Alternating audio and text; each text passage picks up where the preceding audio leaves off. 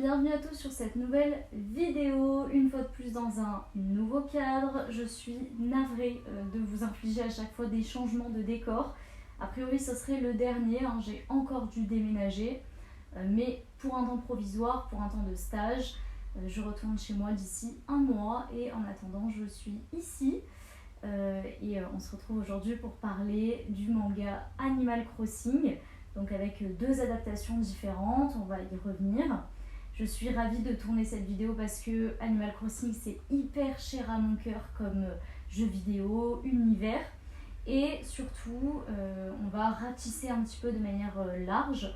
On va être le plus exhaustif possible comme d'habitude. Je ne vais pas me cantonner aux deux lectures. Et d'ailleurs les voici, on va d'abord parler de ce manga-là qui s'appelle Animal Crossing l'île de la détente, à ne pas mélanger avec Animal Crossing le journal de l'île, deuxième série manga donc, que j'ai juste ici. C'est ma soeur qui m'a offert tous ces tomes pour mon anniversaire et j'avais hâte de les lire pour vous en faire un petit débrief.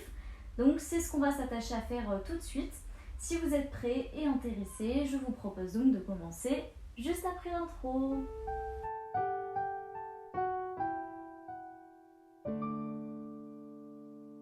Alors on va commencer par introduire le jeu d'Animal Crossing qui a pour producteur vraiment originel Akashi Tezuka, et les directeurs de réalisation sont Katsuya Eguchi et Hisashi Nogami. Pour ceux qui ne le connaîtraient pas, c'est un jeu qui est devenu connu de manière internationale aujourd'hui, un jeu de simulation de vie dans lequel le joueur incarne un être humain qui prend un nouveau départ, qui quitte sa famille pour s'installer dans un nouveau village. Dans les opus suivants, c'est dans une nouvelle ville. Ensuite, dans New Horizon, c'est sur une nouvelle île. En tout cas, ce qui était commun à tous les opus, c'est qu'à chaque fois, c'est un espace qui est assez perdu, défraîchi, et dont l'objectif est de le revitaliser, de le transformer en un lieu luxuriant et surtout au goût du joueur. Ce même lieu, il est déjà habité par diverses espèces, mais toujours des animaux. Et ce qui va faire vivre le lieu, c'est divers commerces et propositions d'activités qui diffèrent selon l'évolution et les sorties du jeu Animal Crossing. Les villageois, donc si on part du principe qu'on est dans un village, parce que moi je suis à la base une joueuse de Animal Crossing Wild World, donc vraiment la première version sur Nintendo DS.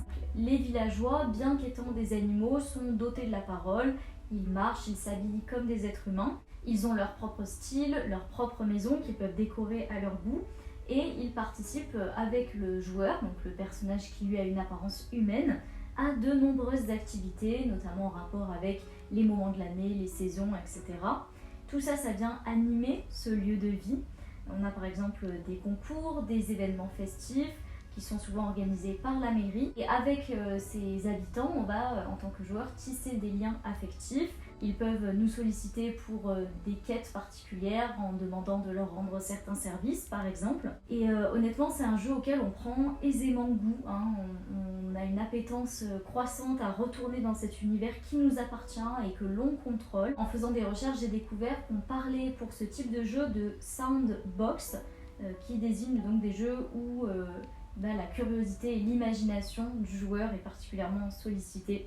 Et pour vous présenter maintenant l'évolution du jeu Animal Crossing dans le temps, on a d'abord en 2001, autour des années vraiment 2000, les prémices. Animal Crossing sur la Nintendo 64 ou la GameCube. C'est un jeu qui était assez pixelisé, qui est l'ancêtre du premier Animal Crossing auquel moi personnellement j'ai joué, qui est sorti entre 2005 et 2006. Il s'agissait de Animal Crossing Wild World sur la Nintendo DS. Par la suite, en 2008, il y a eu Animal Crossing Wii, City Folk ou Let's Go to the City. Il y a les deux appellations. C'est aussi un jeu auquel j'ai beaucoup joué et je trouve que l'amélioration entre le précédent et celui-ci est assez spectaculaire, que ce soit en termes de graphisme ou en termes de proposition de jeu. Puis en 2012 sort Animal Crossing New Leaf sur la Nintendo 3DS. Donc là, je pense que c'est le moment où le jeu s'est vraiment fait connaître. En tout cas, personnellement, c'est la période où j'ai commencé à rencontrer des gens qui connaissaient le jeu. Il y a eu pas mal de nouveautés dans cette version, notamment la plongée, des choses assez intéressantes en termes de gameplay. Et en 2020, celui que l'on connaît tous, Animal Crossing New Horizons, qui sort sur la Nintendo Switch, accompagné d'un DLC payant qui s'appelle Happy Home Paradise, qui est sorti en 2021 et qui est au prix de 25 €. En 2013, il y a eu la version Animal Crossing Plaza, qui se jouait sur la Wii U. En 2015, il y a Animal Crossing Happy Home Designer, donc avec un côté un peu la maison du style, ceux qui connaissaient. Ça se jouait sur la 3DS. Et puis en 2015, toujours, on avait la version Animal Crossing Amiibo Festival, qui se jouait sur Wii U, lui aussi assez connu. Je passe toutes les diverses applications que j'ai pu trouver, qui se rapprochaient particulièrement du jeu ou qui en étaient inspirées. Et celui que beaucoup connaissent aujourd'hui, c'est Animal Crossing Pocket Camp, qui était téléchargeable via Android iOS et qui est sorti en 2017. Avant de poursuivre davantage sur la vidéo, je voulais vous parler un petit peu de mon histoire avec le jeu Animal Crossing. Donc j'ai commencé à y jouer très jeune, quand j'ai eu ma première DS vers l'âge de 7 ans. Donc je jouais initialement à la version 2005-2006 Animal Crossing Wild World. C'était un petit jeu comme ça en format carré que je partageais avec ma sœur. Et de base, j'étais pas du tout une enfant qui aimait jouer, que ce soit les jeux de société ou les jeux sur PC, enfin tout ça, c'était pas trop mon délire.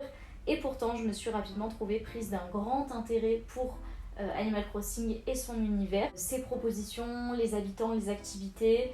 J'ai vraiment passé des années de ma vie à avoir hâte de rentrer le soir de l'école pour me replonger dans ce monde-là, cette vie-là que j'avais sur ma DS, qui était vraiment apaisante, confortable, assez magique pour moi.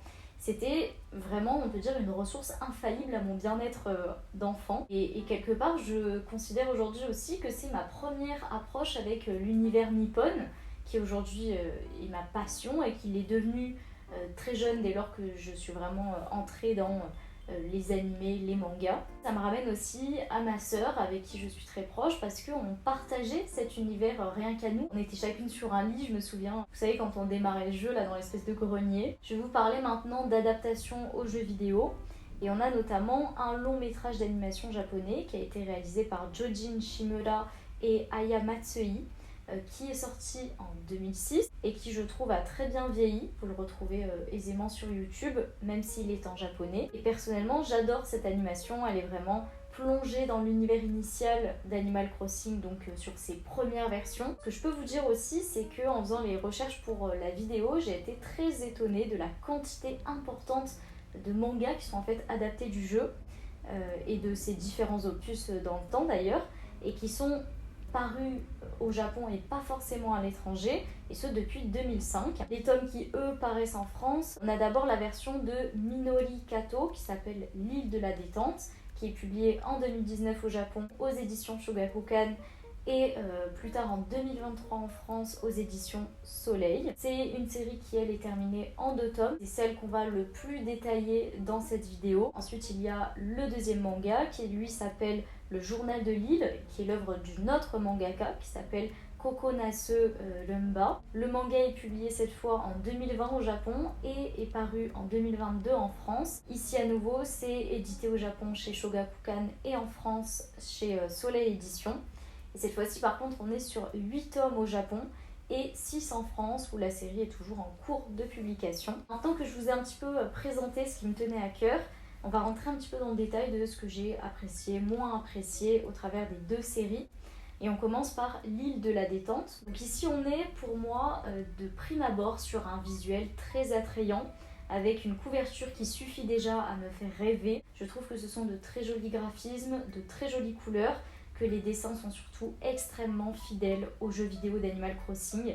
Et en même temps, on intègre l'aspect manga avec le personnage de Hana, la jeune fille, qui correspond typiquement au trait shoujo. Ensuite, dans ce que j'ai vraiment aimé, il y a l'idée que Animal Crossing, le jeu, c'est déjà vraiment un univers japonais. Et je trouve que ça se marie parfaitement dans un format manga. Et honnêtement, c'est un régal à lire pour moi cette série lorsqu'on a été ou qu'on est toujours un fervent fan de l'univers du jeu vidéo, justement parce que la lecture elle est gorgée de références, on retrouve une fidélité accrue au jeu originel et c'est ce que moi j'ai particulièrement aimé. C'est un manga qui se lit aisément, quel que soit votre âge, dans le sens où il est divertissant, naïf, il y a aussi un côté très touchant. c'est tout à fait ce que j'imaginais en fait. Quant au personnage principal, donc Anna, elle incarne le joueur, on se sent vivre dans l'univers d'Animal Crossing à travers elle, à travers ses réactions, ses questionnements, ses rencontres et surtout son émerveillement. Je me rappelle moi petite, dans la retranscription qu'on nous fait du jeu par le manga, on est en fait dans un espace qui est suffisamment sécure dans Animal Crossing puisque c'est prévisible, on connaît, on est dans notre village, dans notre ville. On allume notre DS à l'époque en sachant ce qui nous attend. On va retrouver cet espace qui nous est confortable et que l'on a à cœur de toujours remettre sous son meilleur jour. Et j'étais personnellement très attachée à la décoration et l'entretien de ma maison à l'époque. Et en même temps, ponctuellement, le jeu nous surprend véritablement. On est dans la découverte constante de choses inattendues. Je pense particulièrement à un sentiment très fort que j'ai ressenti lorsque l'une de mes amies, je crois qu'elle s'appelait Blanche, c'était un personnage loup bleu qui m'a offert une petite photographie d'elle. Ça, c'est un moment que j'imaginais pas et qui en fait s'est mis en place parce que je la fréquentais beaucoup, je lui écrivais beaucoup, je la sollicitais beaucoup dans le jeu. Il y a aussi toutes ces fois où j'ai découvert de nouvelles espèces, que ce soit les insectes, mais surtout les poissons. J'adorais pêcher. Parfois on sortait des requins énormes, ça c'était surprenant. Pour moi, ce qui rendait le jeu si beau, c'était justement toutes ces découvertes qui donnaient l'impression que c'était un monde toujours plein de surprises. Et à l'époque, moi j'avais pas accès à internet, j'avais pas tout ce qui se fait aujourd'hui, les forums, les astuces pour le jeu, pour gagner de l'argent, tout ce qui indique aujourd'hui les techniques secrètes d'acquisition. La seule chose qui existait à l'époque, c'était le bouche à oreille entre les joueurs. Comme je vous dis, moi, avant d'être en CM1, je connaissais personne qui y jouait, donc pendant plusieurs années, c'était vraiment, j'avais l'impression, quelque chose qui n'appartenait qu'à moi et que j'étais la seule à connaître, un peu comme mon petit secret avec ma sœur. C'est-à-dire que dans mon vécu et mon esprit d'enfant, ce jeu, il a pris beaucoup de place, et ce qui fait que j'étais absolument touchée et ravie de constater qu'il y a eu des publications, des adaptations du jeu en manga. Pareil, il y a un moment dans le manga où Anna, elle reçoit l'une de ses amies sur son île, et ce passage m'a vraiment projetée dans un souvenir d'enfance empreint de nostalgie. Le jour où, avec ma soeur, on a découvert que d'autres personnes jouaient à Animal Crossing et qu'on pouvait, en allant aux portes, là où il y avait chaussée et monnaie ou je sais pas quoi, bien que par connexion DS à DS, on pouvait faire en fait des visites d'une ville à l'autre, faire venir quelqu'un chez soi ou aller ailleurs. C'est aussi comme ça qu'on a appris qu'on pouvait récupérer des fruits, les planter chez nous. Enfin tout ça, c'était vraiment, il fallait aller creuser le jeu pour découvrir des choses par soi-même. Et c'est à ce moment-là dans le manga qu'on comprend que le personnage de Anna dans le jeu, c'est une vraie petite fille dans la vie qui habite avec ses parents et qu'elle a une amie qui joue aussi à Animal Crossing et qui donc peut se rendre chez elle. Et d'autre part, j'ai vraiment apprécié le découpage du manga qui se fait en chapitres. Donc ça, c'est commun aux deux publications. Et dans chaque chapitre émergent de nouveaux personnages inédits et assez emblématique. Il y a également tous les événements qui se succèdent, les saisons. Et enfin, pour ce que j'ai apprécié, je vous dirais que bien que le propos il soit quand même léger, enfantin, il y a de belles et de fondamentales valeurs qui se sont frayées un chemin au travers de la lecture et qui fait pour moi de ce manga-là en particulier, L'île de la détente, un manga très éducatif où les personnages, dans ce qui leur est offert de vivre, prônent régulièrement la sérénité, l'amusement, la persévérance, l'acceptation, le non-jugement, la bienveillance et la connexion à la nature. C'est pas des adjectifs que je mets là en bataille au hasard, c'est vraiment à chaque fois que je lisais quelque chose où ça pop-up et pop-upé au passé, je prenais en fait mon iPad et puis je notais. Donc c'est des choses qui sont très explicites à comprendre pour un enfant au travers d'une histoire. Je trouve ça fantastique. C'est des personnages qui se réjouissent et vivent de moments simples, qui se satisfassent de ce qui leur est donné et ce progressivement, où l'entraide, la solidarité sont des valeurs prégnantes et c'est d'ailleurs bien récompensé, toujours. Pour vous faire un retour maintenant sur ce que j'ai peut-être moins apprécié, je vous parlerai de l'aspect très focalisé sur l'univers de Animal Crossing New Horizon, qui est la dernière version du jeu qui est sortie, à laquelle je n'ai jamais joué, m'étant arrêtée, donc comme je vous le dis, vraiment aux prémices d'Animal Crossing New Leaf là sur la 3DS. Du coup, je suis pas forcément au fait de tous les nouveaux personnages et des adaptations de procédures pour arriver à un but dans cette version du jeu. et je pense que j'aurais encore davantage aimé être projetée dans l'histoire exacte dont j'ai gardé souvenir. Donc là c'est vraiment une critique entre guillemets qui m'est propre. Voilà, pas mal de personnages que je connaissais pas. Par exemple le personnage de Rosanna qui est vraiment très exploité. Et je regrette le fait que certains personnages comme le facteur, je crois qu'il s'appelait Antoine, qui volait dans le ciel, ou Ophélie à la mairie, eh bien ne sont plus là. Un autre aspect regrettable pour moi c'est le manque de couleurs. Alors je sais c'est le propre du manga d'être en noir et blanc, mais je me suis fait la réflexion plusieurs fois, je pense que ça aurait été magnifique au vu de la fidélité, de la beauté des graphismes vis-à-vis d'Animal Crossing, d'avoir le manga en couleur, notamment parce que Animal Crossing c'est un jeu vidéo qui visuellement est très fort avec des couleurs qui sont portées très vives. Enfin j'ai trouvé assez regrettable que la décoration et la vie à l'intérieur de la maison ça n'ait pas été suffisamment exploité à l'écriture, à la réalisation du manga. Comme je vous le dis, moi j'avais une façon de jouer où j'accordais une place et un temps très important à la décoration, la disposition des meubles chez moi et des pièces. L'agrandissement de la maison, je pense que c'était ma quête première